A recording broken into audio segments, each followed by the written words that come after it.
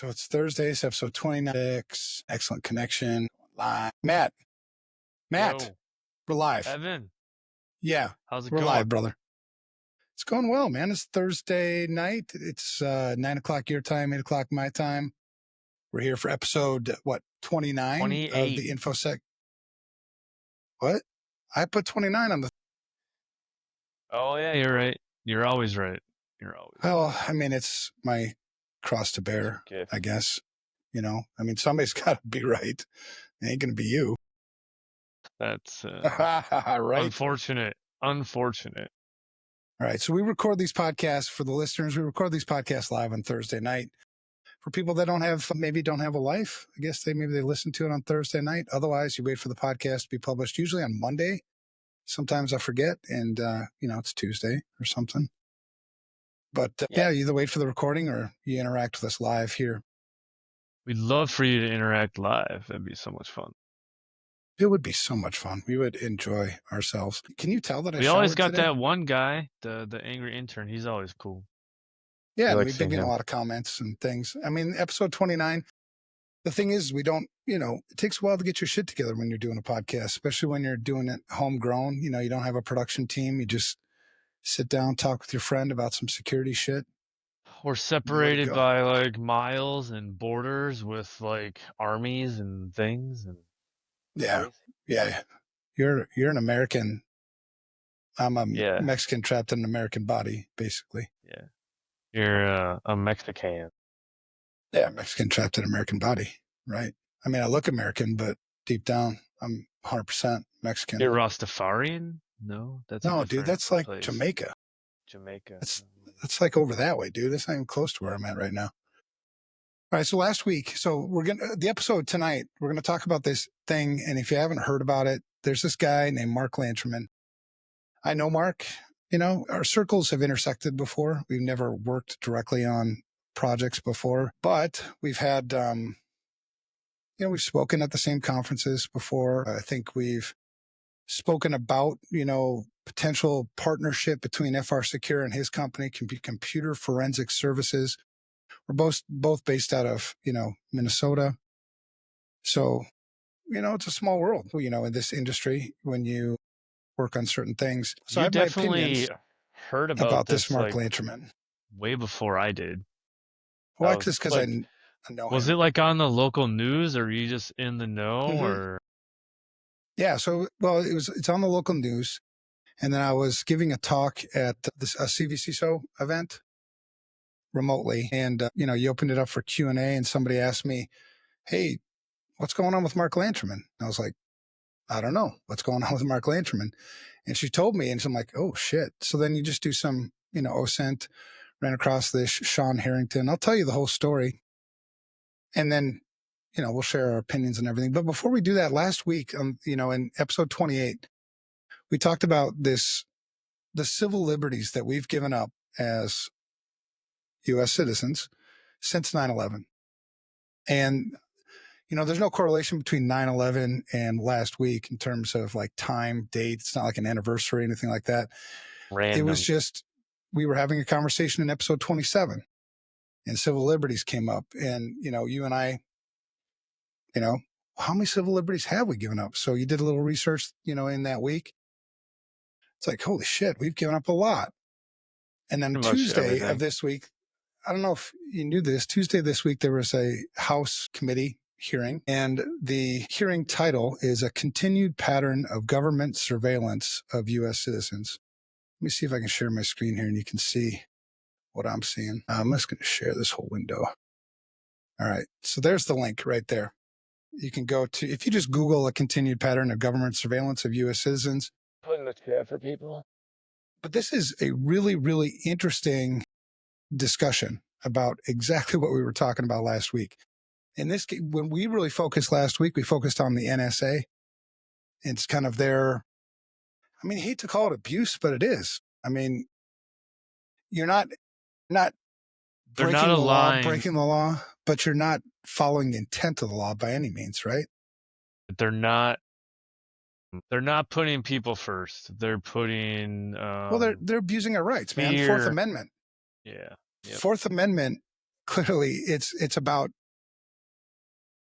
search and seizure, right? And our rights as Americans, and you don't even have to be an American, it's rights for anybody. There's a lot of people out there claiming, that illegal immigrants don't have constitutional rights. That's bullshit. They do have constitutional rights. They have constitutional right to due process, all this other stuff. I'm not going to open that can of worms right now, but this was a really interesting hearing, and I encourage everybody to watch it and just listen to the discussion about what the FBI does, how they use FISA. FISA is that surveillance. Invisible court. There's the FISA court for sure. But FISA really, it got teeth, right? With the Patriot Act right after 9/11. And it's been expanded upon, it's been modified. Watch the hearing. It's really cool. When you get a chance to do that, we'll revisit this just briefly in episode 30, because I'd love to hear what you think. I have my own thoughts about this, but it's well worth. When you watch the video, it starts about, you get, like most Senate or House hearings, the first like 20 minutes is just this title screen. And then they do their Pledge of Allegiance, and then they start. See, this one starts at about 20 minutes. So 20 minutes in, you'll be able to watch it. You could also go right to the YouTube page if you wanted to. I got it pulled up and saved for later. Yeah, it's hella cool. Anyway, I wanted to share that before we jumped into the Mark Lanterman thing. I mean, I think it's cool that it's being talked about. I'll have to keep my thoughts to myself, but it seems like every time it comes up, it just gets reburied. So I'm interested. But yeah, that's a sad thing, man. I mean, Americans, I don't know if it almost seems like we pride ourselves on ignorance. It's like, first of all, most people probably didn't know that hearing took place. Secondly, even if I tell you that the hearing took place, you're probably not going to take the time out of your day to listen to it for an hour and 20, 30 minutes to find out what's really going on with you, with your life, with your neighbor's life, with all of us. We're so caught up in the things and the doings and the Twitters and the things, and we're distracted by everything. And we just keep adding more distractions. Yeah, for sure. And I'm guilty. Well, and the reason why, if people actually woke up and took some time out of their day to find out what's really going on, because we mentioned in the last episode too, like, how do you change this stuff? The only way you can change it is to make it an election issue. Because from the perspective of, your Congress people, they don't give a shit about serving your best interest. They want to get reelected. So if you make it an election issue, there's a chance. Will it happen? I don't know. But at least, you and I can sleep well at night, preaching what we preach, right? Care. Yeah, pretty much. Sharing is good, maybe. All right, so what else? Caring. All right. You got anything else to add about last episode when we talked about the NSA stuff? I mean, it was interesting that happened, but I also thought it was interesting waking up the next morning and the NSA director was fired. Yeah. Isn't that weird? Yeah. Like, it makes you wonder, like, if we were kind of ignorant until we decided to do a show on it. Like, is the universe telling us to talk about things at a certain time? Like, is it all part of a thing? I think there's some psychology to the fact that when you make yourself aware of something, like, you start to notice the other things around it. You know what I mean? I think it's probably always been happening, but the fact that we talked about it, it's like it piques your interest. Maybe. I don't know. I'm not a psychologist. We should have a psychologist come on here. Well, maybe not. Because if we had a psychologist, do you think they'd, psychoanalyze us or something? Nah. No? I mean, they might. I think they're good at, let's just say they do. I think they're good at doing it and not saying something unless you ask. Yeah. Sneaky. Yeah. They're really sneaky. Be cool. All right. See if I can get my therapist. The rapist. All right. Episode 29, Lessons from Lanterman. That's the title of this episode. The Danger of Blind Trust. I'm going to start with two questions for you, Matt. You Yes, get to sir. answer however you want to answer. Number one, have you ever lied? Yes, I have lied. The hell? The fuck's wrong with you? What do you mean you lied? When did I'm you lie? human.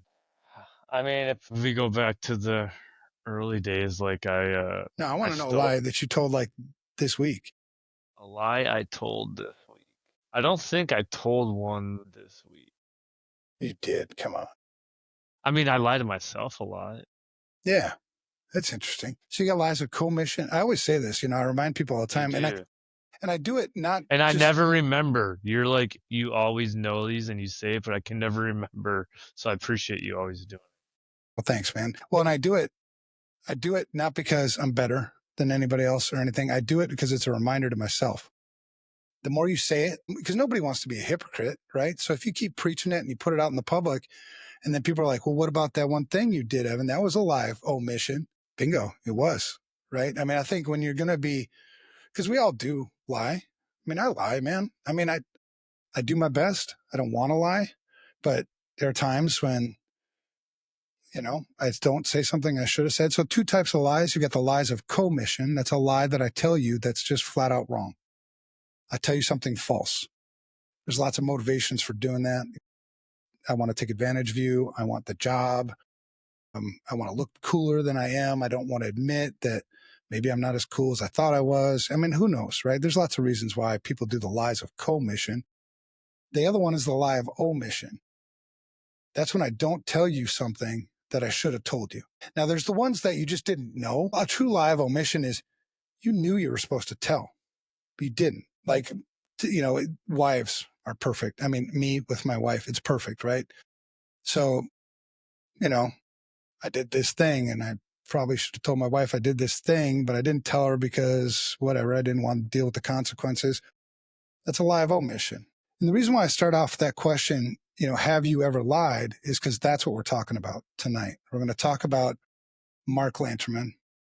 We're going to talk about, we're going to share our opinions. We're not insiders on this. I wasn't there when he was saying what he was saying. I can show you court testimony of the things that he said that I think are false. There's different motivations. Anyway, there's always two sides to the story. So number one, have you ever lied? Number two, Matt, are you a lawyer? I'm not a lawyer. You're not a lawyer. Okay. Are Do you you a know why I'm lawyer? asking that? Are you a lawyer? I ain't a lawyer. I don't want. I would never.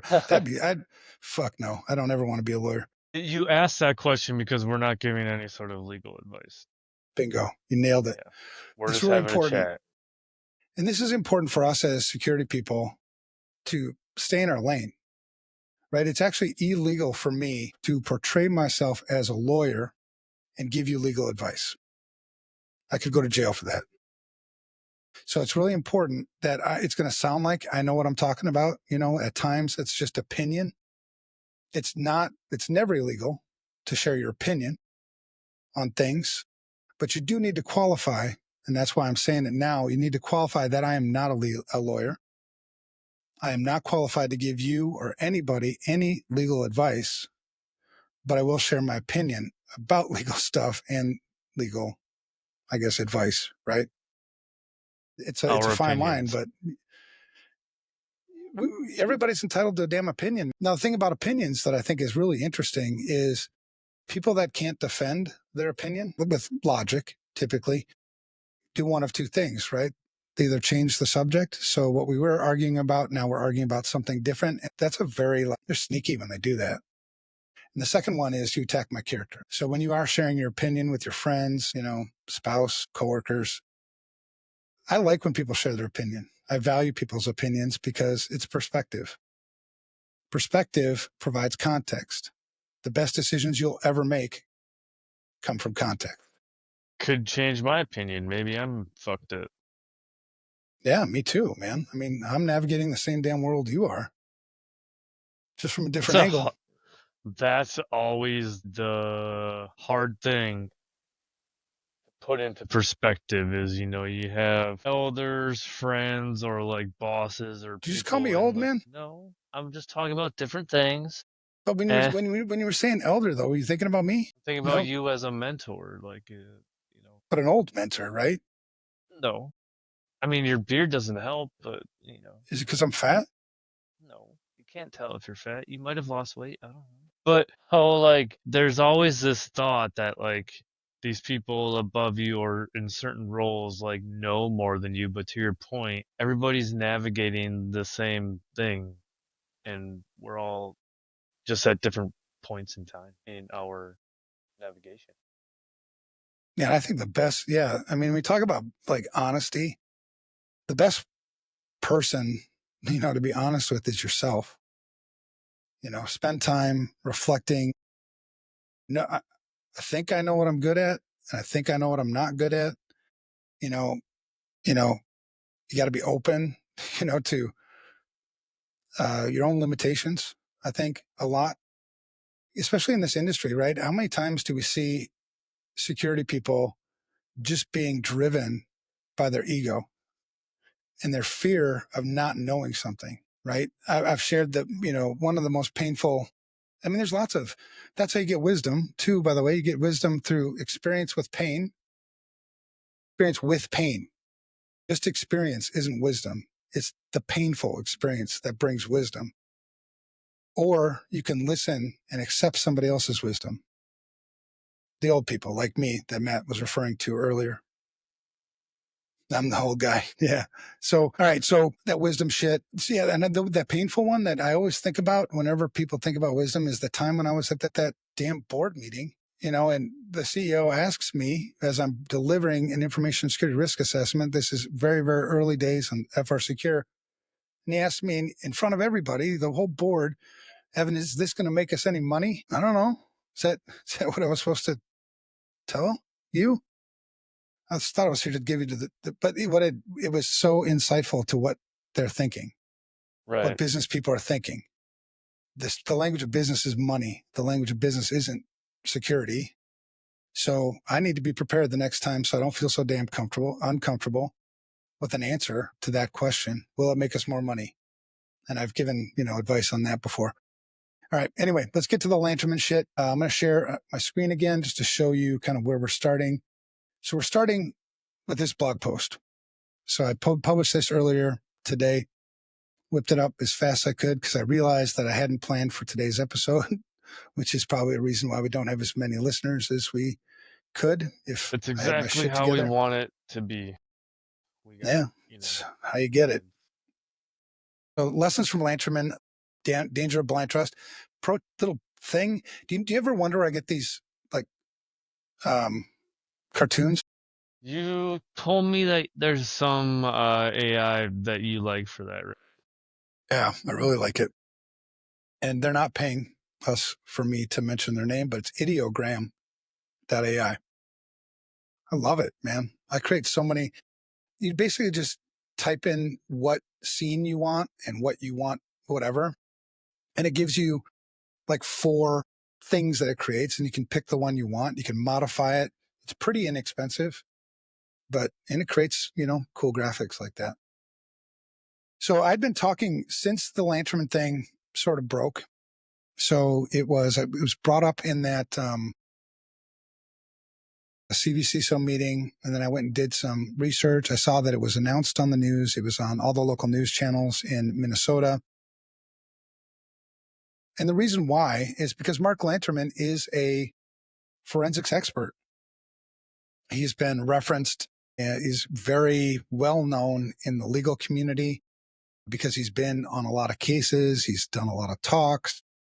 A lot of his, as far as I know, I haven't seen the results of his work, but I think he's a solid practitioner. From what I can tell, I like to give people the benefit of the doubt on that stuff. So it was a big deal when his credentials were called into question. And we'll get, Wisconsin leading the way, by the way. yeah, fuck you in Wisconsin. But the credentials are huge, man. For us, I've preached this a million times too, man. 3 things you have to have if you want to be good at this. You have to have trust, credibility, and likability. Be honest with yourself. Where are you at with those things with the people that you're working with? Are you trustworthy? Well, have you fucking lied? If you've lied, that's probably going to hurt trust. Credibility. Am I actually who I say I am? Can I do what I actually say I can do? Can I back it up? Am I credible? When I give you my advice, is it coming from somebody who actually knows what they're saying, or is it just bullshit? And likability. That's the one I struggle with probably the most, because I like to tell the truth and people don't like to hear the truth. People don't like the one. Yeah. But the older I get, the more I realize I care less about what people think about me. All right. So anyway, we'll get more into the Lanterman thing. Here's the blog post.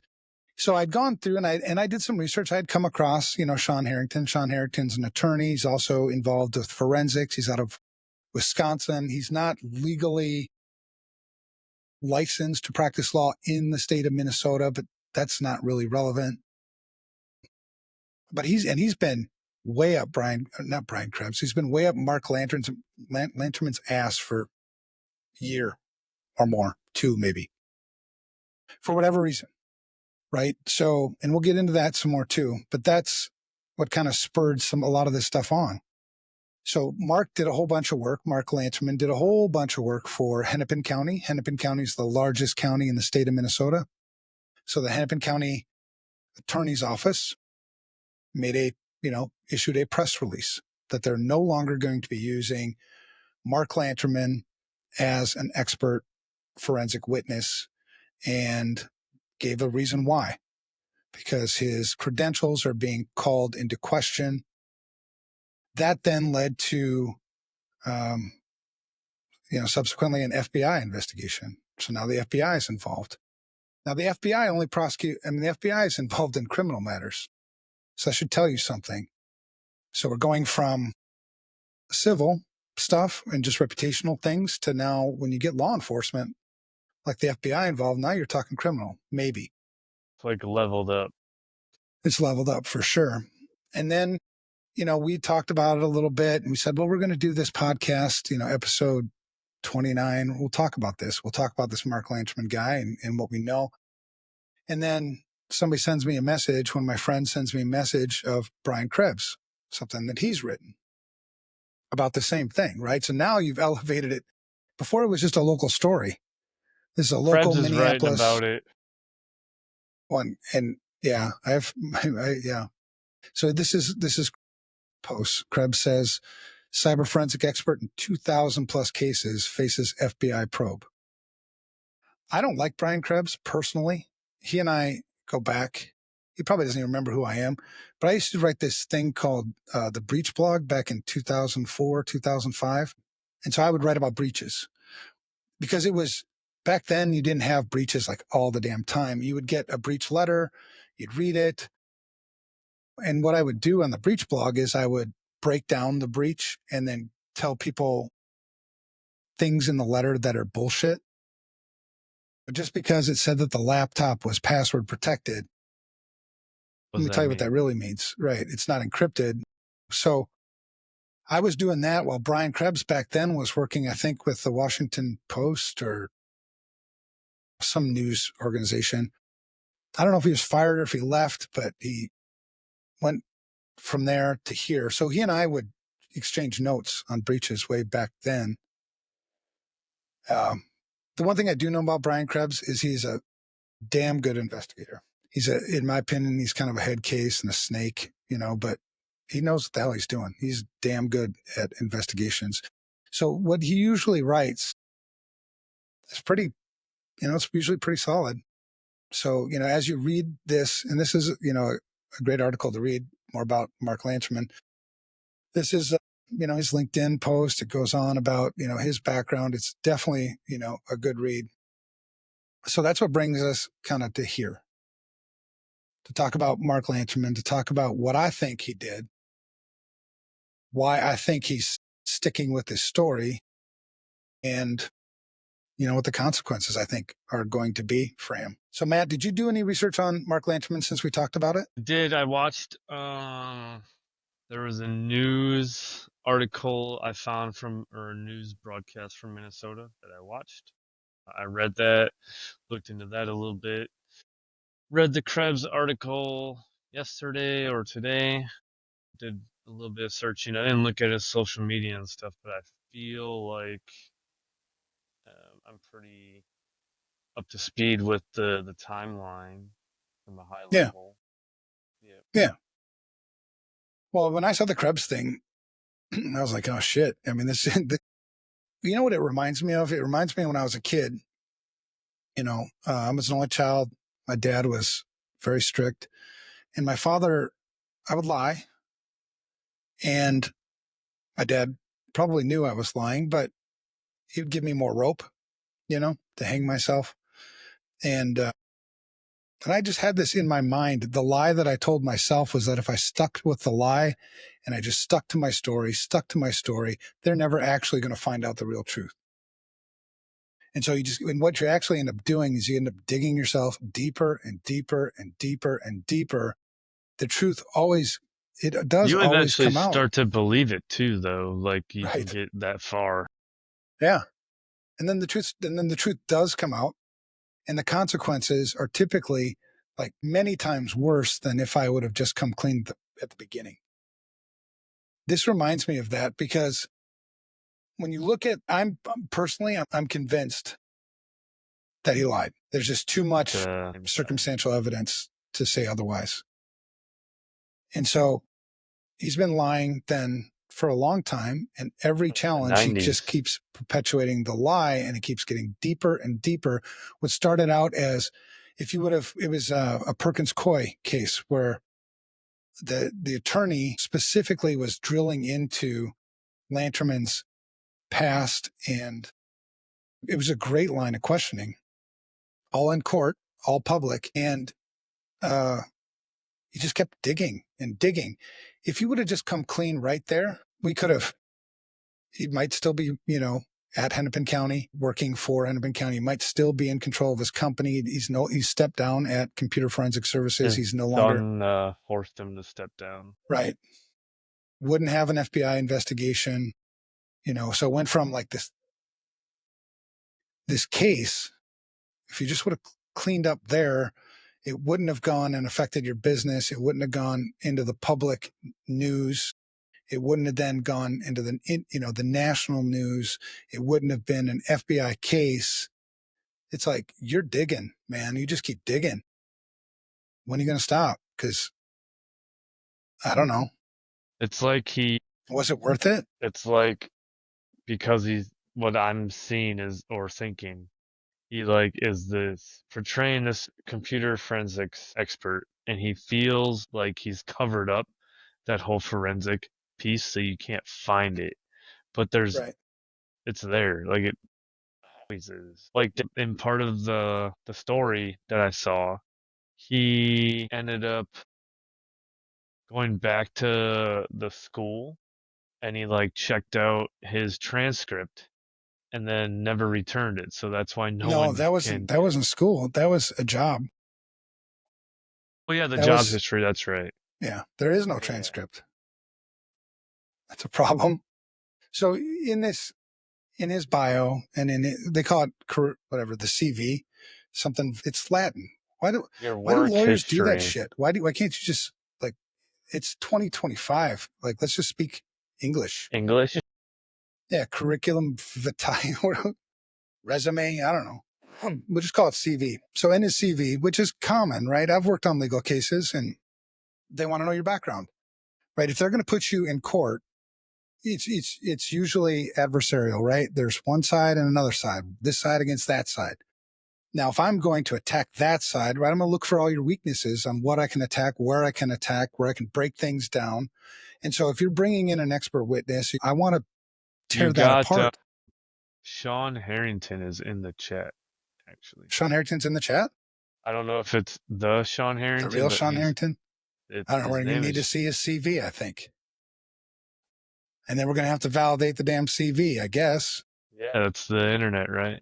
Here's the But cool thing about my CV. If I had a CV, I actually have a bio. I don't know. Is that the same? Maybe. It's not Latin. It's bio. Is that Latin? That might be Latin. Anyway, my bio.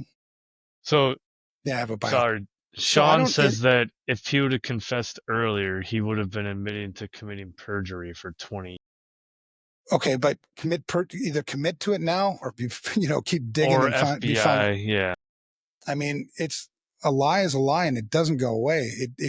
Sticking to a lie doesn't make it not a lie. It's still a fucking lie. And the consequences get worse. And I don't know about the court of law stuff, but I know in life it does. I've lied to my wife before and stuck to my damn lie and paid a much deeper price for it. Lied to friends, done the same thing. It's just, that's how lies work. But here's the thing about my bio CV. The college degree ain't even on there because I majored in geology. Nobody's impressed with that. And you know why I got into geology, Matt? We talked about it. It wasn't about partying. Yeah. Yeah. So I was 65, 70 pounds ago. I was a 2-time state champion swimmer from Minnetonka High School in 87 and 88. So I went to the That University of should be on your Minnesota. CV. No, it's not. No, nobody's going to believe it. And then I got to go find all that shit. My wife has seen it. My wife actually has one of my swimsuits from back in that day. Oh, I don't need to know those stories. Keep those to I know. yourself. And that's not relevant either. But the relevance here is if you're going to publicly state something about yourself, you better be able to back it up. That's really important for credibility. You don't see that on my bio because it's not relevant to my job. And that's why I like transparency. Whenever I'm transparent, I disarm you. You can't use something about me that I've already told you about me. I mean, there's so much value in being transparent. So my degree was in geology. And the reason why it was geology was because if I didn't declare a major, I was going to lose my scholarship. And I was like, well, what are my options? And they said, well, it's going to have to be something pretty general. I'm like, all right, because I didn't take any specialized classes or anything.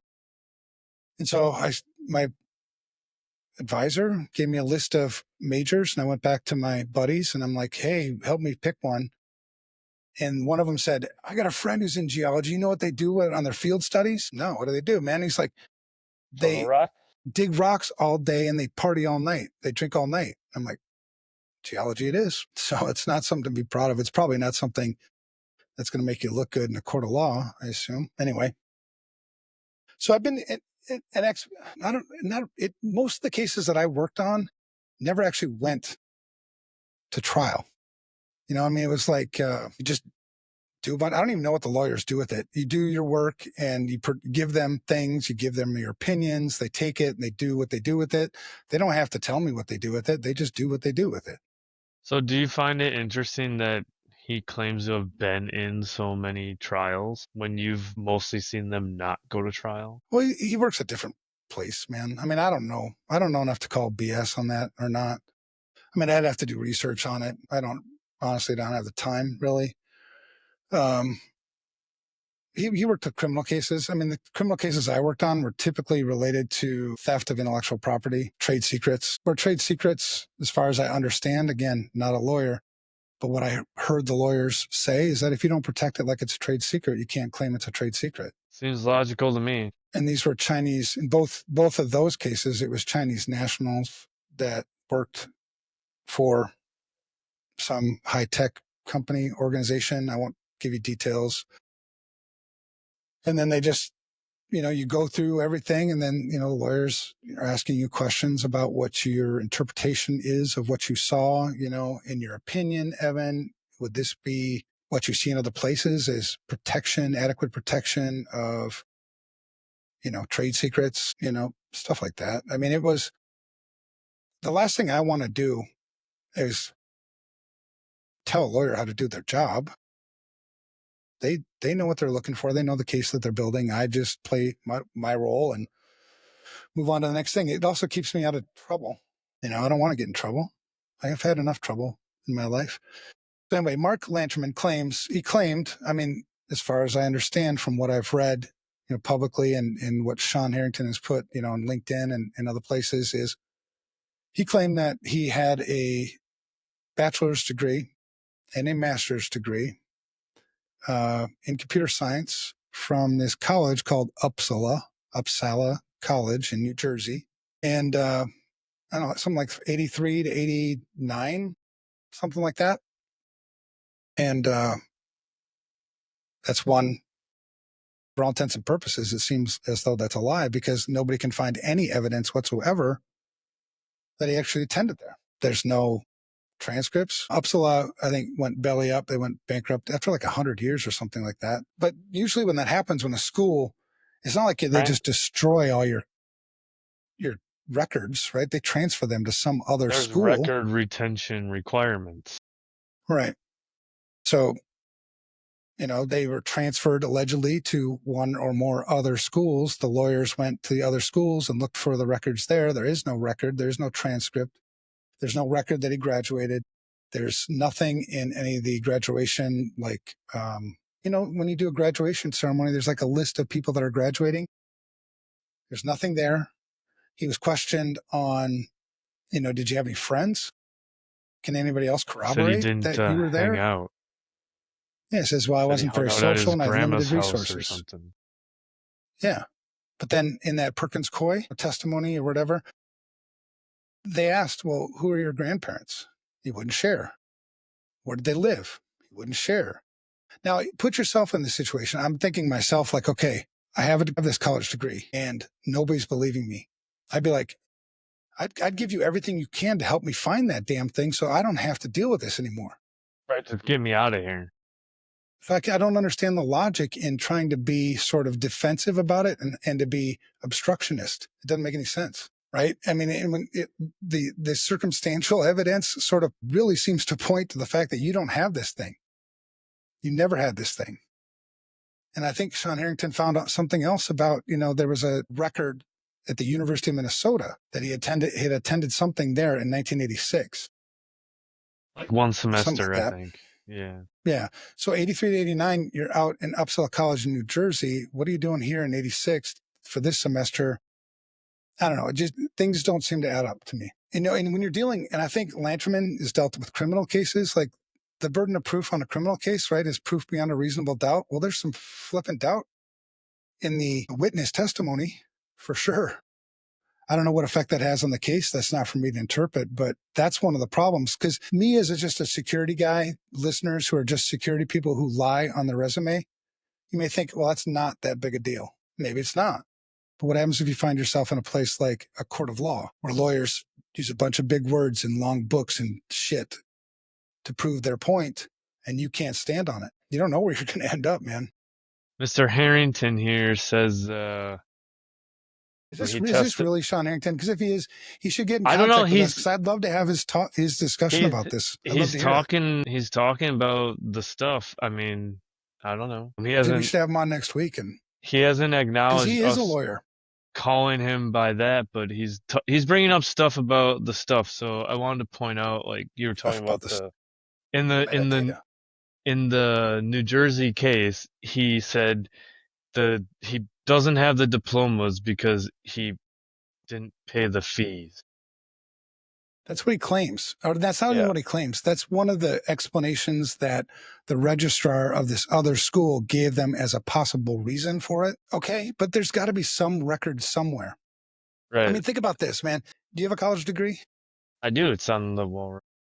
Well, that's what most people do with it. Yeah, they frame it and they put it somewhere because you're proud of that shit. It's something to be proud of. You just spent a shitload of money, a shitload of time studying. So Sean Harrington says, yes, it's me. I did a 1-hour podcast last week. Yeah, dude, we'd love to have you on next week. Yeah. Let's see if he can come on next week because I would love to hear his opinion on this stuff. And it certainly adds credibility to our podcast, because he is a lawyer. He is, if they were taking, because that's one of the things I want us to talk about, before we end this episode is what could we have done better? There's lots of times I know when people just take my word for shit, I tell you that I've got, I don't know what year it is now, 2025. 2025. So 33-ish. It's hard to remember exactly the day I started. My first job in this industry was cleaning boot sector viruses off of Windows 3 machines for IBM. To the best of my recollection, that would have been maybe. Anyway, I could figure it out. I'm sure IBM has personnel records. We can go ask them. But actually, it wasn't even IBM. I was a contractor. What the hell was the name of that company? Anyway. So, you have these things, in your history. And because one of the things we do in this industry, and how often do we see people embellish? their credentials, their constantly. stories. There's such They a push in. they repeat the same stories over and over and over. You go out networking or dinners, and all they do is talk about the same things over and over. Well, we embellish. I think one, there's a lot of imposter syndrome in this industry. Two, there's a lot of ego in this industry. We're all trying to sell ourselves, right? The more of an expert you think I am, do you think I can make more money then? Absolutely. Do you think I'm That's going to get probably hired? you will fast track over other people for sure. Yeah. I mean, and I've said this, talk about repeating stories. 3 things you need to be a great security person. Number 1, intangibles. That's the shit I can't teach you, right? That's integrity and ability, especially in this industry. The second thing you need to have, education. Lots of ways to get education. You don't have to go get a college degree. There's Udemy, there's books, there's seminars, there's almost an infinite number of ways to get education. The third thing, and you can't rush this one, it's experience. What have you done? Can you do it again? Are you good at it? So So apparently you should be friends with this Sean Harrington. He worked at yeah, we're going to hang IBM. out. We'll hang out after this. He was Worked at at IBM. IBM. Yeah, 1997, 2000. My mom was an executive at IBM. She started with Tivoli, and then IBM acquired Tivoli. IBM was always big into like nepotism, I think. So they like to hire family people. The problem with me was Troublemaker. I am a troublemaker. Yeah. So I got fired from that job. And then I went to a consulting company, then ended up at Jask Software. Anyway, there's a whole story there. All right. So Lanterman.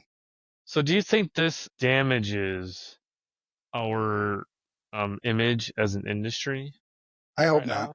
now? I don't think it should. I think every single one of us should be able to stand up to scrutiny. Stop with the blind trust. You know what I mean? Just because I say that I'm this or I'm that, do you actually know any of that? It's so damn easy to take advantage of people that aren't situationally aware. They don't do their homework. They're lazy. Because I think in this particular instance, I mean, he's been doing this for 30 something years. He claims 30-year career, testified in more than 2,000 cases. Apparently, so if he did Did nobody 2,000 validate this until cases, now? John says if he did 2,000 cases, that's 2.5 cases per week. Yeah, no, it's exactly. And the reason why I didn't even bring that up is because that's a whole nother thing, right? And the Right. things with like this stuff, there's like so many rabbit holes you can go down. Like, You only need to focus on like the credential piece, right? Because that just breaks everything else down. well, yeah, I always look at these things like when I argue with people, like it's like a card game. I play the cards I need to play when I need to play them, And so if we played those cards and it turns out that you won that hand, well, then I'll play, maybe the 2,000 cases card, I mean, the thing is when you lie in something, it calls fucking everything into question, in my opinion. Integrity is integrity, and it's not like you expect people to be never lie. We all lie. But what I do expect is somebody with integrity, when they're caught in a lie, they come clean, accept the consequences, and move forward. That's what conviction is. You come out being a better person for it. Because I've made a shitload of mistakes, man. And all those things, I think when you approach them the right way, they end up being wisdom. And that's why I think you can talk about things like this and not feel unqualified to give an opinion. I certainly don't have a legal opinion. Again, not a lawyer, can't do that. But my personal opinion is what he did is he purposely chose Uppsala College, knowing that they were no longer there. So it'd make it difficult for people to validate, right? And they would maybe inquire a little bit, and that's more work. I got a whole shitload of shit to do. We're just going to take his word for it. And then when Do you you do think go and find some questions about it, because that's what I would do. If I was going to fake my credentials, I wouldn't say Harvard. Like that's a whole Right. nother thing coming up. It's, by the way, I wouldn't say University of Minnesota. I wouldn't say any other school that's actively here with a registrar, because all you got to do is make one phone call and get the records. I would choose a school that's not there anymore. And I think that's why he survived as long as he did with this sort of false persona. Do you think hiring practices had anything to do with it? So I imagine back then, hiring practices weren't as efficient as they are now. And once you reach a certain point of credibility, you basically just like stop looking, right? I don't know. I think anything you're going to claim Should always be checked. publicly or in court has to be the truth, especially if you have people who are dependent on it. At FR Secure, I've got 2 companies that are dependent on me being, it's okay for me to be an asshole, but I can't lack integrity. You know what I mean? I can't go out there and start saying things that are blatant lies, because they're all going to suffer for it. So, Responsible but for people and their lives, and you take that serious. yeah. And same with this guy, right? Mark Lanterman, these are people's lives. So in a criminal case, you have, you know, somebody's going to pay, you know, incarceration, jail time, some reduction of some rights somewhere, loss of money, civil cases. If our company was at fault in a civil case, I mean, you may have to pay out millions of dollars. Well, that's millions of dollars I can't use to grow my business, pay benefits, throw company parties, give it. Everybody suffers if I make shitty choices like that. So, and that's why I say it all the time too, man, because I need people like you. I need people like my friends. I need people like my wife, my leadership team to hold me accountable. There was a lot, the only blatant, like, lie of commission that I remember telling, because it was a wisdom thing to my leadership team, was we were coming back from Bulgaria. We had a development team there and we visited them, kind of morale building exercise. And we were coming back and we had a layover in Germany. And we were sitting having lunch, during the layover. And somehow the conversation turned to if any of us had been to South America, right? Not Central America, it's like South America. That's like below Panama part, right? And they were sharing stories. And so, Evan, have you ever been to South America? And I was like, yeah. Truth be told, I hadn't. It's like, yeah, I've been to South America. I'm like, oh, where? And I was like, Brazil, Argentina. I just made some shit up. I had no idea. Oh, that's cool. And then the conversation just continued, right? But I was You got sitting there the wrapped whole up rest. in. Yeah, just I wanted to be part of the group. I think that's another thing that might happen for security people. You have to fight that everybody else has this thing. I need Oh, it this happens thing if I want to succeed in this industry. No, you don't need that thing. That's a fucking lie. happens all the time with tools. Like, oh, I got this tool, I got this thing. It's like the coolest thing. Like, yo, I don't give a shit. Right. Right. So that we finished our lunch and then started walking, and we were going down the escalator. And I was like, and there was 2 guys. It was John Harmon, who's actually here with me in Mexico right now. You And guys go diving yet? no, it's too cold. I don't want to dive when it's cold. I'm a Mexican now. I told you that. Oh, so we're going down the escalator, and I was like, oh, guys, because it was bugging me the whole time. I'm like, I got to come clean. And they're like, what? I go, I've never been to South America. They're like, okay, so what? I'm like, well, I fucking told you I'd been to South America. Okay. And that was it. I love using that as a story because it was in a moment of like maybe 30 minutes. I recognized I lied. I owned it and I came clean. Consequences. And I don't know what you never know where life's going to weave, right? There could have been, they could have had a business conversation later, and they're like, oh, Evan's been to Argentina before. Let's get him involved. And you just don't know where it's going to dig. But if you put an end to it right away, it's a dead story, and that's, anyway, sadly, I don't think that's what happened here with Mark Lanterman. So 2,000 cases. Yeah, that's a hell of a lot of cases. Hard to probably justify that. Oh, really interesting shit. Upside College, 102 years, closed in 95. I saw something interesting on Krebs's article. One of the comments people were talking about I didn't fact check it. Probably should have.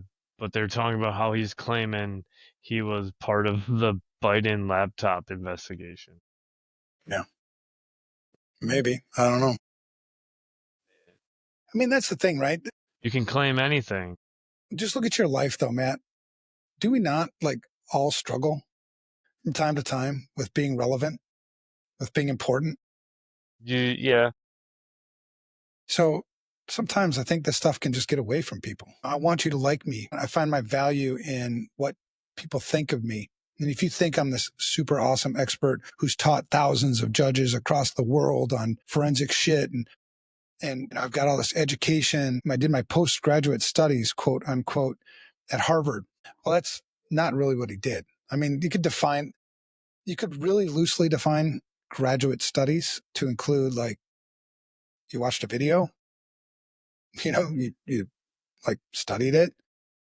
But that's not what most people think when you hear graduate studies. Well, if I told you I had graduate studies at Harvard, Matt, what would you think I was telling you? That your trust fund baby. Just fun, baby.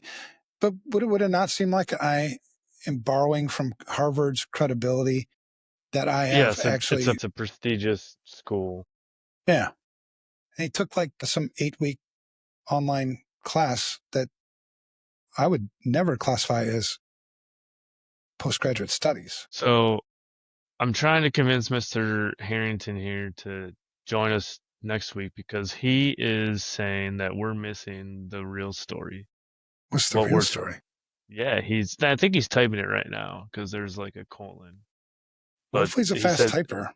I wonder if yeah, he took typing classes in his college. he says the other stuff besides lying about this is more shocking. But like you said, Sean's been, looking at him for more than a year, so he's probably got a lot of cool stuff. So sorry, I keep derailing you. No, dude. Well, the sad thing here is you're playing with people's lives, right? There's a reason why perjury is illegal.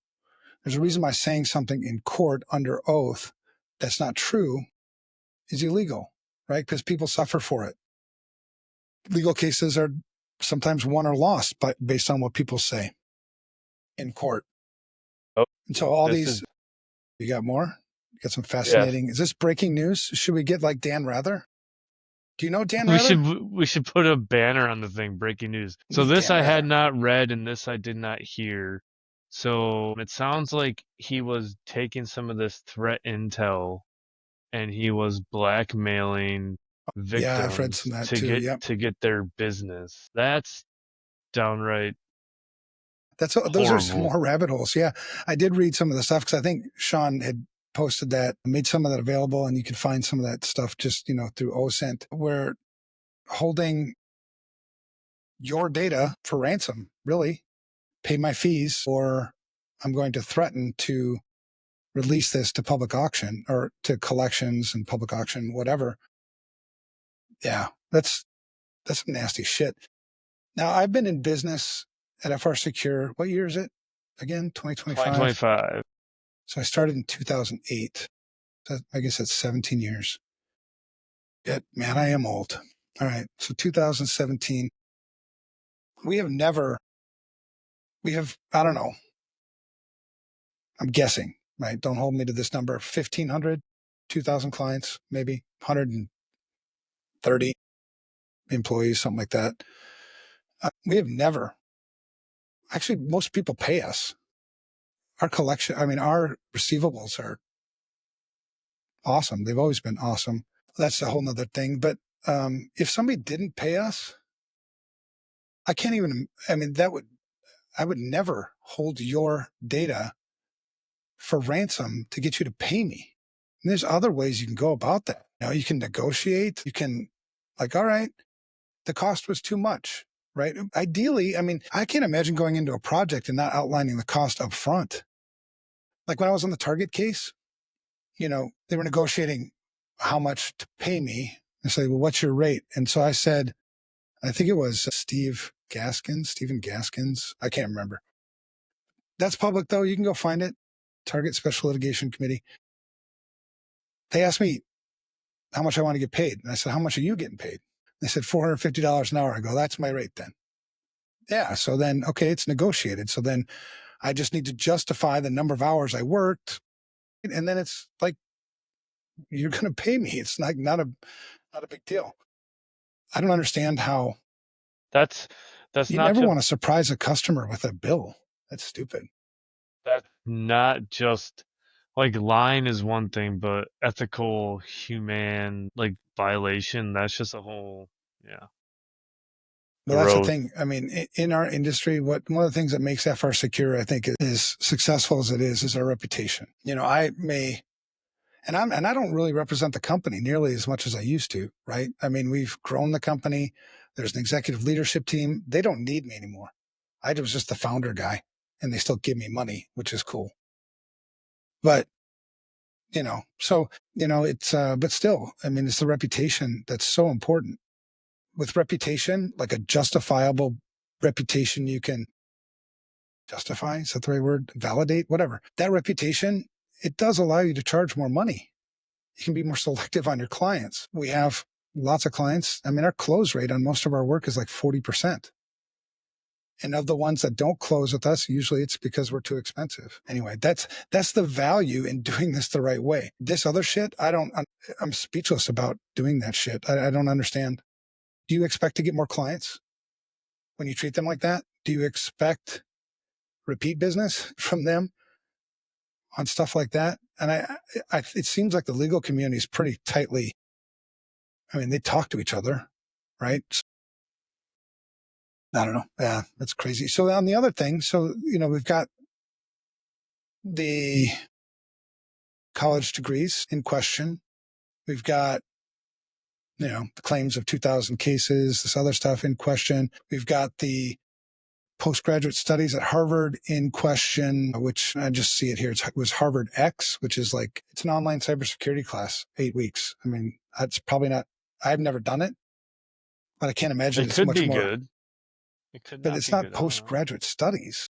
No, those are usually When I think of hmm, postgraduate studies at Harvard, that means you enrolled at Harvard. You were there, like embedded. So you've got that. And then there's this weird kind of thing about, and you mentioned it a little bit, he claimed that he worked at the Springfield Township Police Department after he had left college, right? And this is where this Perkins Coy, was questioning about this and whatever. He calls or emails or whatever, contacts the Springfield Township Police Department, asks if he can come see his personnel file, flies there, visits, takes the computer, whatever media that personnel file was on, and then never returned it. Mhm. Who does that? And how can you do that? Can I do that? I'm going to go to IBM and do that. That way you won't know I got fired from IBM. I mean, maybe he was thinking like, let me just try and see if it works, and it worked. And he's like, well, Does it not look like cover up to you? totally. And that's the thing. I mean, whether this is criminal or not, right? The criminal burden of proof is proof beyond a reasonable doubt. There's that. Then there's the Hey, let me ask you a question. perception thing. Yeah. What you got? How much does it cost to store digital evidence? That's that's not specific enough for me to give you a good Like, answer. like just storing How data isn't much expensive. storing data Yeah, it's not forensically? expensive. Yeah, Well, I mean, you need to maintain, checksums. You need to make sure that that data is safe, that it hasn't been modified in transit, at rest. but There's a chain if of you're custody. I mean, it's more expensive than just saving data. okay. Well, just found that this dude Lanterman, one of his clients for $775,000 because he had to store their data during their case. Yeah, I don't know. I mean, suing Crazy. people, that one's the preponderance of evidence thing, right? I mean, tip the scales. There's no the burden of proof isn't proof beyond a reasonable doubt. Again, not a lawyer. I just have been around too many of them. I don't think I have a lawyer who's a friend. It seems like the only time you can ever get like good information from, you got to like feed them or give them money or something. I got billed. My wife, we were standing in line in Waconia, Minnesota. That's where I lived before I lived here in Mexico. And I can't remember what my wife was. had engaged a lawyer, but she had a lawyer friend, just a friend who was a lawyer. And they were standing in line at the coffee shop. This was Mocha Monkey in Waconia. And they were just having a discussion. And then it was like 2 weeks later, we got a bill from the law firm. Oh, because you had Yeah. a chat? That's Yeah. easy. I mean, they immediately, Was it a I think joke or what it was something? probably because I think lawyers probably have to, I mean, I don't know, a lot of lawyers work hourly or something. So they have to account for all their hours in probably somewhere. And then they submit that to, an assistant or somebody who then goes and bills people for it. And I think we just got caught in that mix, but it was funny. It was like, that didn't help your reputation much in the legal profession. She was just talking to her like about, how are the kids? Oh, the kids are good. I'm going to send you a bill. So he claimed Martha Stewart investigation, Bernie Madoff trial. Bernie Madoff's dead now. Paul McCartney's divorce, Tom Petter's investigation. Do you remember Tom Petter's? Petter's Warehouse. He's also, I think, Sun Country Airlines and some other stuff. The big pyramid scheme thing. Bad. 2 Out billion. of Minnesota. Yeah, that was bad. I think he's still in prison. Denny Hecker investigation. Denny Hecker investigation. Those two are primarily, Twin Cities, Minnesota stuff. Denny Hecker had a whole automobile conglomerate. He got screwed over for fraud shit. Wire Yeah. fraud. Anyway, so okay, let's give him the benefit of the doubt. Right? I like giving people the benefit of the doubt because it makes life less shitty all the time. Right? So let's give him the benefit of the doubt. Let's say he did get his college degrees from Uppsala. Let's say he did. We can loosely define this Harvard X thing as postgraduate studies. I just used the wrong words. Let's say he did do 2,000 cases. Let's say that he did have the transcripts from the employment record from Springfield Township Police Department says exactly what it's supposed to say. Let's say we got all of this wrong. So what? What happens Damage now? is done. Isn't the damage done? Right. Well, and that's a lot of what ifs, is it not? No, but I think It's not a lot of what ifs. no, it is a lot of what ifs, but what I'm going down the road of is like the damage is done. But I think we're at a point where you get the right publicist or assistant, like you can rebuild anything. Maybe. I don't know. That's hard. It's hard. I mean, look at these massive companies like Equifax and stuff that are having breaches that are supposed to bankrupt companies, and they're able to like their brands are still fine. That's because the court there is the court of public opinion. This is actual federal. This is court shit, and I can't imagine. Well, okay, that was a lot of what ifs. So I think, what are the chances that all those what ifs are? And the true? more you stack on, the harder it is to pile it all together. Yeah, it just doesn't look good. I don't know how, and this may never be prosecuted in court. There may not be a criminal thing through it, whatever. But the court of public opinion seems to have already made its case, and Lanterman has stepped down from CFS. I can't imagine he's going to be doing many more. He's not going to do the 2001 case, I'm guessing, which is sad, honestly. I mean, we all need to make a living, right? We all have bills to pay. We all have mouths to feed. To put 30 years into a career, building a business is hard work, right? Computer forensic services, a lot of work. To do all that stuff and to have it all unravel, because, a number of different things, right? It's sad. A part of me feels sad for him. It's like ripping your life apart. It's a lot of work, man. I mean, it'd be like empathy's a big thing, when you can try to put yourself into the shoes of somebody else. It's like, I can't imagine what it would feel. I guess I haven't been lying And about that shit, but he could legitimately have the skills and be good at what he's doing. He just is not going about it right. So it probably would hurt even more, right? Yeah. I mean, people hired me for my work, and I have a geology degree. And I was fired from IBM. I've done no Harvard postgraduate studies. I have no interest in doing Harvard postgraduate studies. Most of my things have come from experience. Most of my things have come from self-taught, self-learning, breaking things. The best way to learn how something works is break it and put it back together again. And there really aren't, like, I wouldn't even put any stock into a college degree from most of the universities in computer science. Kind of, No, they're off track right now.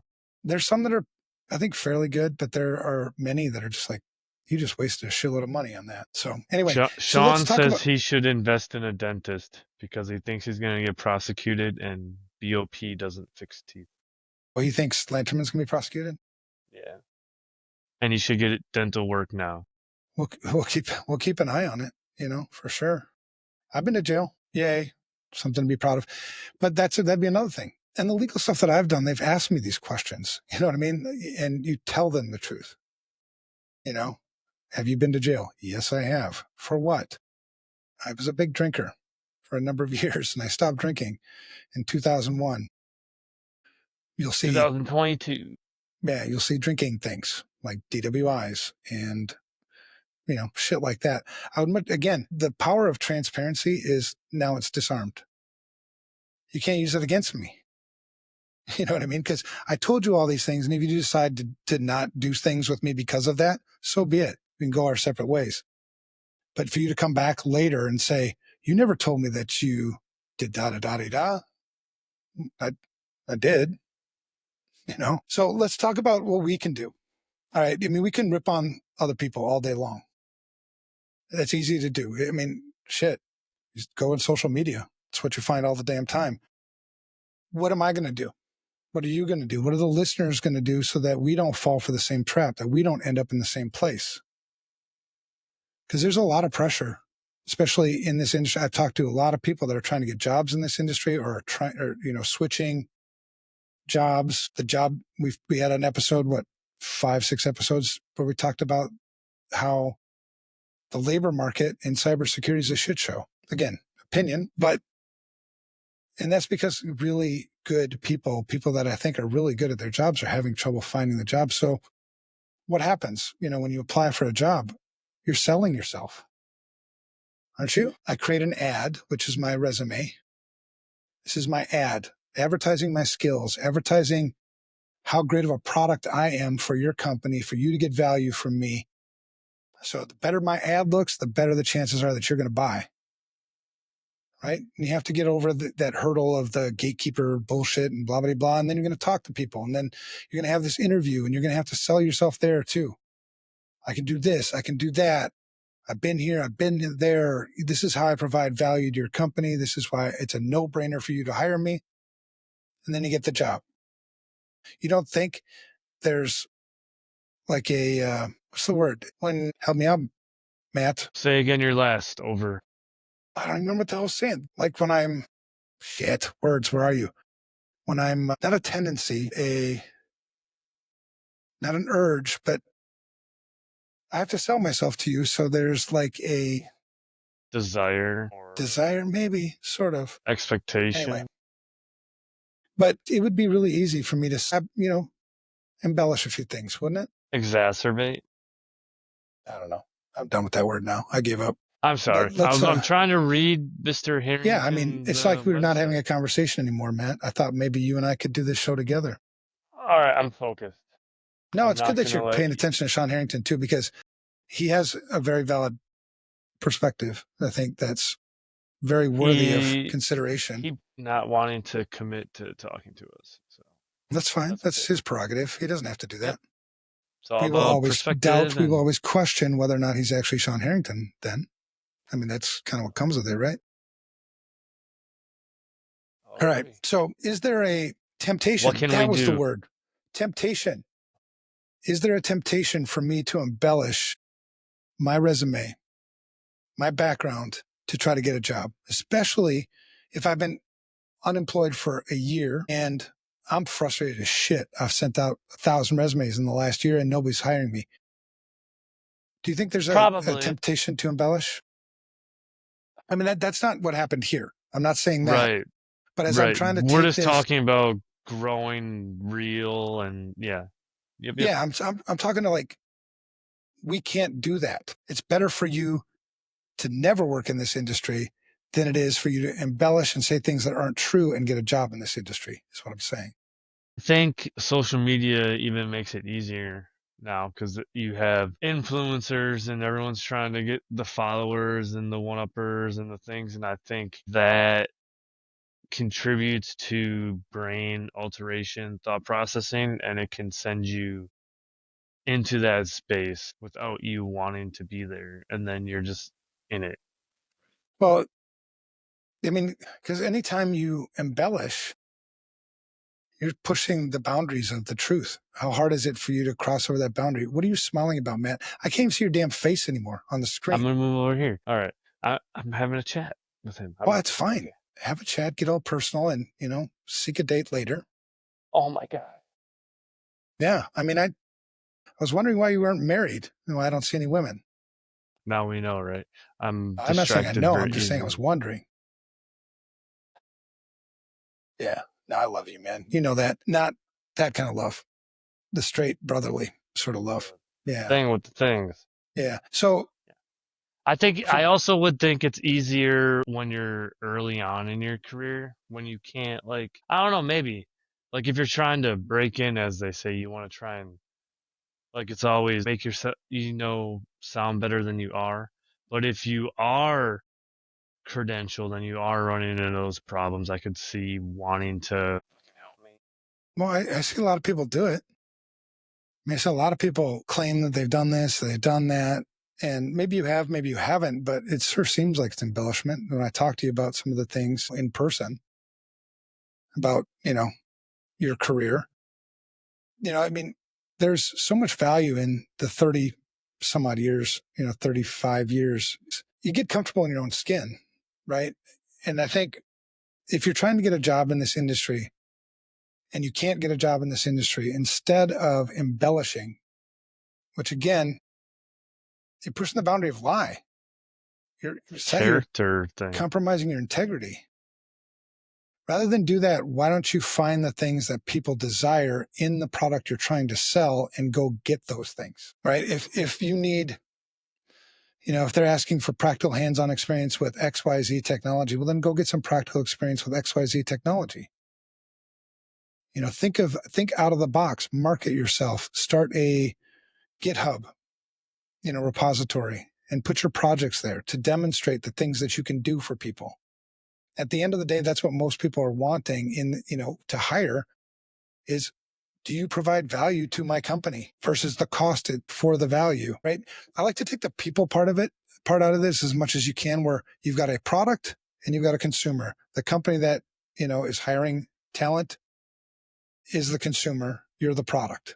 Be the product that they want to buy. You could also be willing to accept something that's not what you want. What I want, you mean Like compromise a little if bit on you're your expectations? yeah, if you're like trying to be, a tier 3 analyst or something, maybe just get a job being level Tier one 1 or and yeah, work to a tier whatever. two. Yeah. Yeah, exactly. Like if you're really that worried about money, like you'll figure it out that way versus just being online complaining about it. There's that. I mean, you've seen it. I mean, there's this general sense of sort of entitlement, you know, I think seems like it's more so. I don't know if it's just because I'm older now than it used to be, where, you know, you have to put in the work. It's a lot of work.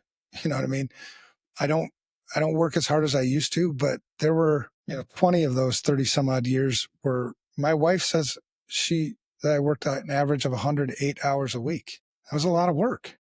You know what I mean? There was no shortcuts in getting to where you got to get to from a purchaser standpoint. So if you're the product, right? So I want you to hire me to work on this cool ass criminal case because I'm awesome and I'm better than the other awesomes. Make sure you can back it up. And if nobody's hiring you, find out why nobody's hiring you and go get more awesomeness on yourself. Legitimate awesomeness. And that means you actually have to go to Harvard, which I doubt that would be the case, because I've never seen an attorney looking for somebody specifically that has postgraduate studies from Harvard University to serve as an expert witness, maybe. I don't know. But sell yourself genuine, right? Then you don't have to worry about what people think and what people say because it's all true. You know what I mean? So if you're the product, that's important. If you're the consumer, if you're the one buying the product, buyer beware. You need to validate this stuff. I don't understand how he could have worked on as many cases as he did, whether it was 2000 or it was 20. I have no idea. Without But how did you someone, work on so many cases and nobody 30 years? And now this is called into question. I mean, it might have been called into question before, but now it's where we're at. It took that long. That's crazy. I mean, is it sloppy legal work? I don't know. I wasn't there, but it just seems like, how would we not have caught this earlier on? How much time have we wasted? Potentially how many legal cases are going to be appealed because of this? how many I have no lives idea. are impacted? Right. Because one, the product wasn't what it claimed to be.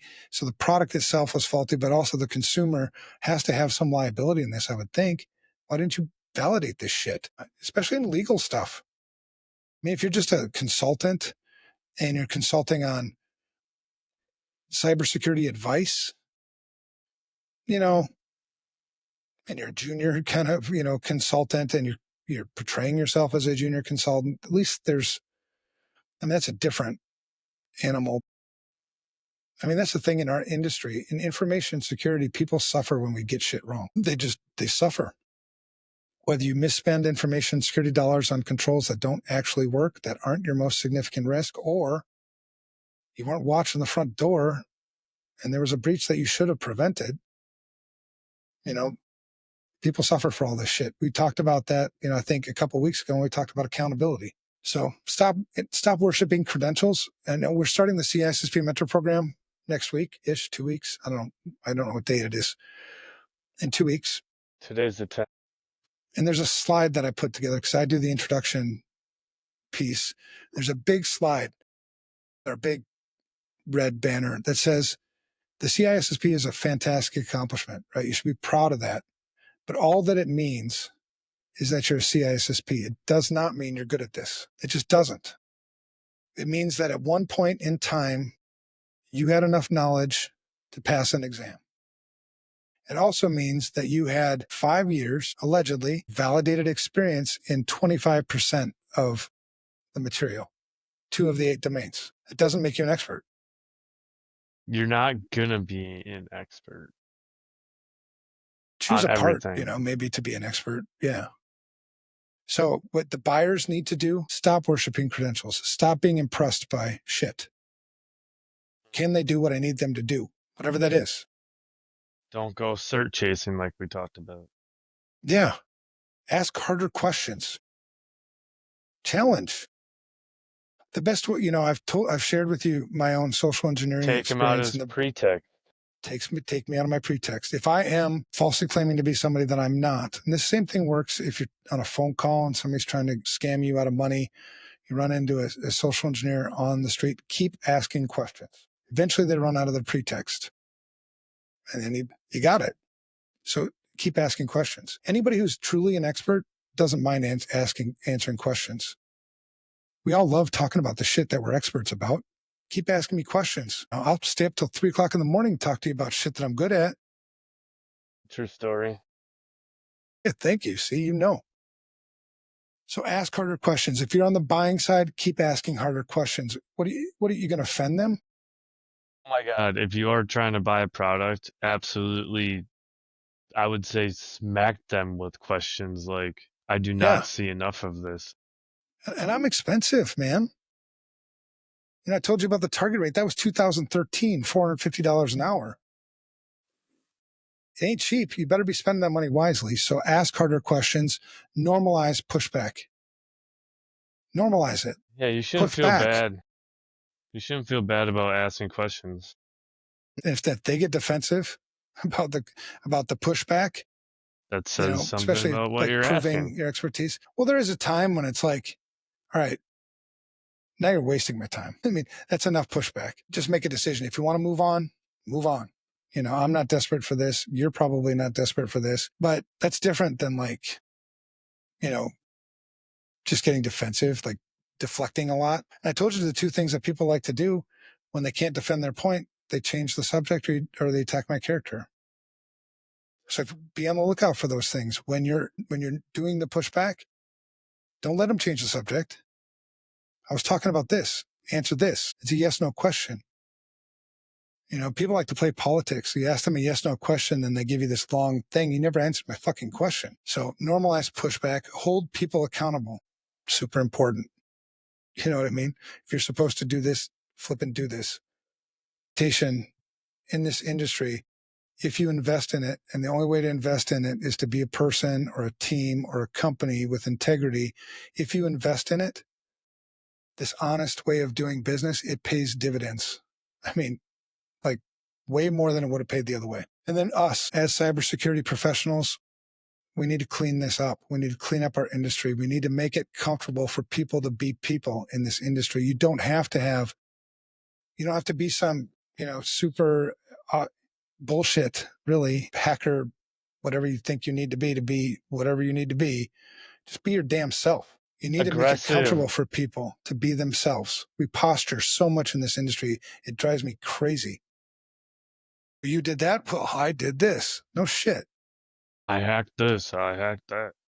Yeah. Aggressive accountability is what I think. I've had really good friends, and there still are good friends in this industry that we were sitting around, I guess, posturing.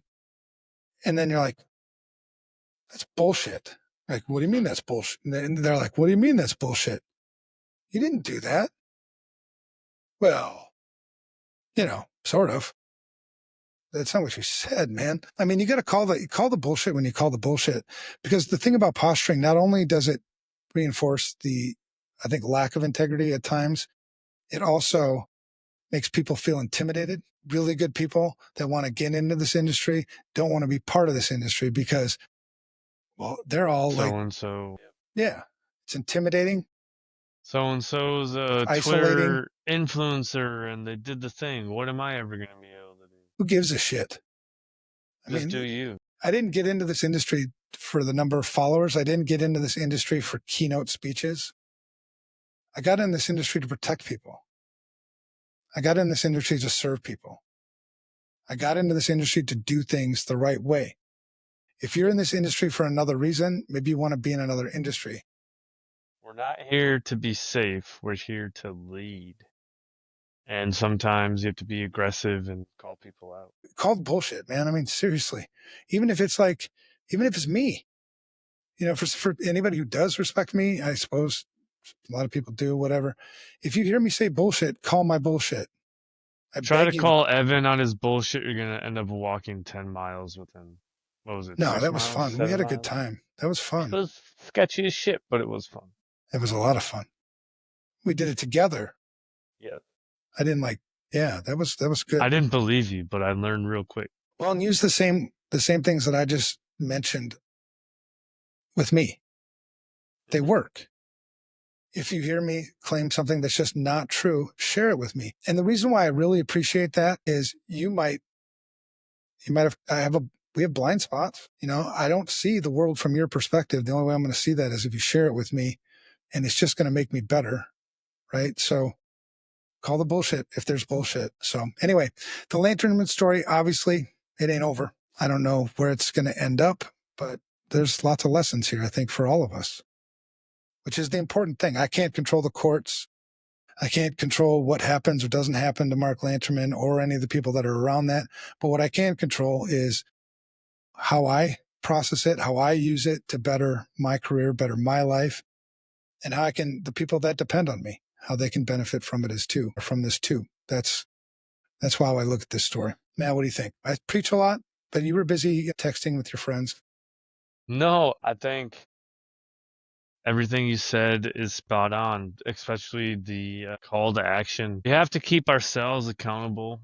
Otherwise, I think the Lanterman thing it's old, but it's new, right? Because it goes back. But if we start like where people are now, the ability to do what he did is probably easier right now with I'm an influencer on LinkedIn. Don't ask me any questions because I'm a hacker. I'm a bug bounty guy. I can't tell you Right. about my bug bounties. You know what Right. I'm saying? It's probably easier now. Yeah, I've got, 200,000 followers. Who the fuck are you to question me? Well, I mean, you're a flat out fucking liar. I mean, we could go there. But, and I get why people feel intimidated to do that, right? Because you're opening up a Pandora's box. I've done it before on social media because I've never sought to be a social media influencer. But I lurk and I've challenged, some big names in our industry with 40, 50, 100,000 followers. Yeah, they fire back and all their followers fire back but none of them are staying relevant to the point I made. They're following back because they're fans of the person. Well, all right, enjoy yourself. I mean, it just doesn't matter. But because you take who's like maybe who do you think is like the most famous person in our industry, Matt? Well, I'm gonna ask a question. From what side? From I mean, like Are you talking researcher, business just professional, a name hacker? that if I mention it in information security circles, most people are going to be like, "Oh yeah, I know who that is." One that jumps on me right now is probably Chris Roberts. I think Kevin Mitnick puts him to shame. I mean, he's dead Yeah, now, but yeah. So that's why that one probably doesn't come up as much, but yeah. so Kevin Mitnick, Or like, what's his name, Mister? okay, well, McAfee's a little different because most of his fame came from shit he did outside of the industry, right? I mean, I think so. Let's go with Mitnick. So Kevin Mitnick, if I asked, 10 random cybersecurity or information security people if they've ever heard of Kevin Mitnick, what would you guess? We should do a They'd research probably project on say this. yes. They'd What, probably say 60%, yes. 70%, maybe? Yeah, there you go. Fanboy. I was early on. I was. So your gut would say maybe 70% would know who this guy is in our industry. I'd probably say 80. Yeah. 80? Okay. Yeah. And we could do a research project sometime and actually figure it out ish. But okay, so let's say 10 everyday people not in our industry. How many of them have ever heard of Kevin Mitnick? What would you say? Yeah. So all of that fame and whatever else you were looking for within our industry in the world, it doesn't mean shit. Yeah. It's like what we talked about earlier. Like when we're influencers and we're on Twitter, on LinkedIn, who are we talking to? All of our followers are exactly like us. We're talking to Yeah. ourselves. It's like you're a Most of shepherd them. and you're just taking your little sheep and moving them where you want them to go, right? You're not actually branching out to try to reach what matters. Yeah. Yeah. And I think the true influencers in this industry are because that's the mission, right? The mission is to fix the broken industry for me. And so that requires a hell of a lot of influence, not for me, not for my name, but you build teams and processes that go out and do that. And they never know I was behind it. What are you getting now? Dude, I have everything. You're such a Fix the fanboy, broken dude. You're industry. such a fanboy. No, but that's the part, right? Yeah, you influence. Because when I first said that, fix the broken industry, there was 2 people at First Secure. That was it. Well, how the hell are you going to do that? Well, now it's 130 people. And now with the CISSP mentor program, we've trained over 100,000, not trained, it's too loose, Educated. reached over 100,000 students in over 140 countries with free training, just to set examples of if you say we have a talent shortage problem, well, then let's get out there and do something about it. It's less crazy today than it was. And it's not because of me. You just lead it, but it's not because of my name. Most people don't know I ever did any of that shit. It's the team that does it, right? Because if I'm the one that does it, well, then you're not going to focus on me. That's not the fucking point. The It's point is for us to get our shit together. if we were focusing on you, it'd be a distraction. Wouldn't that serve my ego nicely? Then I could go do keynotes all fucking week. Yeah. Hey, you want to come talk here next month? Right. But I think that also can lead to that embellishment thing, right? Ego is a devil, man. Yeah, I want to do more keynotes. I want to do more talks. I want to go to more legal cases, not to make a positive impact on the world, but for me. I cannot imagine how exhausting it is to go from conference to conference to conference and like talking. I was at one for 2 days and I was smoked for the whole weekend. Yeah. I won't go to conferences because, even when you get asked to do talks, I don't want to do it. One, it's not what I'm good at. Two, I think we're all human. It's really easy for me to fall for the ego trip too. So I don't want to do any of that shit. Plus I live in Mexico. Why the fuck do I want to go to the United States? Yep, that's true. We got to do that Mexican. Mexican? Yeah, that'll be cool. I'm all about that. So anyway, It'll be yeah, interesting to it's a sad story. see where this goes. I mean, I hope it doesn't. I mean, you never know. It could spin up like a whole thing where they start to look at everybody that's testified in any cases, and They we should. start to like Sean's article here. He's got a handful of others listed alongside Lanterman in his expose here. Awesome, man. Maybe he's created himself a niche, I to mean, go he's down just that path. asking questions, just like we are, right? Just ask questions. Yeah, I would, part of me, I was talking, I mean, again, not a lawyer, so I don't know how the bar association really works and all that stuff, but it would be nice if there was like guidance on how to properly vet your expert witnesses when it comes to forensics and information security. Because I think a lot of lawyers that I've talked to over the years don't know shit about cybersecurity. They don't even know They the shouldn't right have to. questions. Right. But they don't even know the right questions to ask to validate a lot of these things. So it'd be nice if there was some guidance so that it doesn't repeat itself, right? We don't have another Mark Lanterman. I mean, even if we have a bunch more already, great. But how do we stop that bleeding so we don't have any more in the future? Or at least reduce the chances of them. I don't know. We'll have to see. That's for lawyers to do. I just do what I do. Apparently, there is guidance, he says. But then maybe they should follow it or do it better. How do we publicize it? Or American Academy of Forensic Science. I'll have to look this up. Apparently, that's the guidance. There's got to be some way to fix Fix this the process so it on doesn't how go it's 30 years. implemented. 30 years for this shit.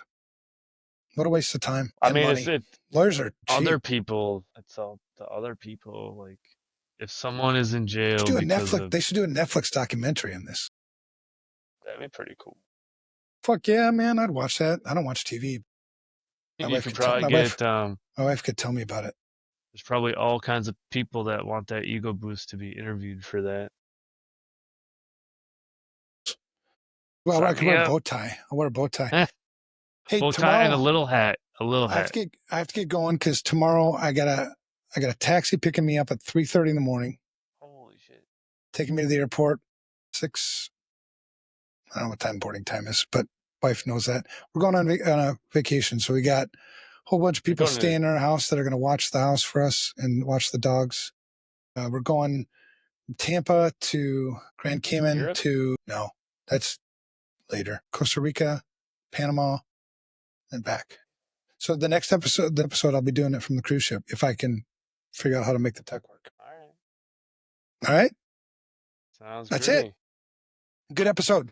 We'll see you next week. For people that, if that was, and I'm going to say if, because I got no proof, if that was truly Sean Harrington, that's awesome that he joined us tonight. Yeah, really cool. He joined us. Feel free to contact us. Did you make an email address yet? No, because all right. Well, comment on Evan's blog or look us up on LinkedIn and let's see. He says he's busy, but whenever you have time, we will make time because we are really interested in this topic. Well, and as we start to get our shit together, I mean, this is like a community thing, right? We start to get our shit together when somebody helps us tonight. When somebody helps us get our shit together more, right? Well, it's usually the podcast afterwards that I think people listen to. The numbers reflect that more. I think it's a thing, but. All right, man. Good episode. We'll talk next week. And reminder for listeners, go to that Senate, that House link that we shared earlier. I think it's super. It just reinforces what we were talking about last week, and it's current. It was Tuesday, I think. Today's Thursday. The Google, a continued pattern of government surveillance of U.S. citizens. It's the link real is shit. in the chat. if you guys need help finding it, I will be watching it, and we will talk about it next time. All Thank you right. guys all for listening. Have a good night. Take care. Be safe. Whatever. Just do it. Don't forget to hydrate.